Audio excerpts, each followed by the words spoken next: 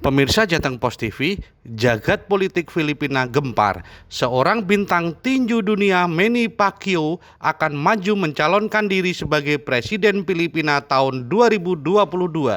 Keputusan diambil setelah Pacquiao menerima pencalonan dari sekutu-sekutu politiknya dalam sidang umum fraksi yang dipimpinnya di Partai PDP, Laban yang berkuasa. Pacquiao kini berusia 42 tahun, kerap mencela korupsi di pemerintahan dan menyinggung hubungan Myanmar antara Presiden Rodrigo Duterte dengan Cina. Dia mengaku seorang pejuang dan akan selalu menjadi pejuang di dalam dan di luar ring. Karena itu, dia menerima pencalonan dirinya sebagai calon Presiden Republik Filipina. Pacquiao sendiri ini menjadi senator Filipina setelah menggantung sarung tinju. Pencalonan Pacquiao muncul beberapa hari setelah fraksi saingannya mencalonkan pembantu Duterte, Senator Christopher Bongo, sebagai calon presiden. Partai itu malah menominasikan Duterte presiden sebelumnya sebagai wakil presiden, sebuah langkah yang oleh para kritikus disebut sebagai taktik Duterte untuk mempertahankan kekuasaannya. Go menolak pencalonan, tetapi keretakan antara fraksi Pacquiao dan Duterte telah meningkat.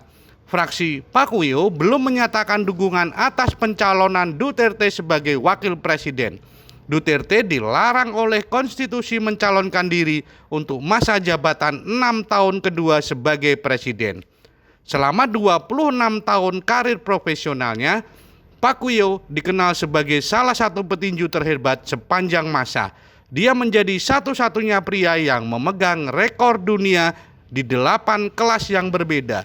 Terlepas dari popularitasnya, Pacquiao masih berada satu tingkat di bawah putri Duterte, Sara Duterte Carpio. Dalam jajak pendapat pada Juli, Pacquiao terpilih sebagai pemimpin PDP Laban setelah menantang Duterte atas sikapnya terhadap Cina dan rekam jejaknya dalam memerangi politik.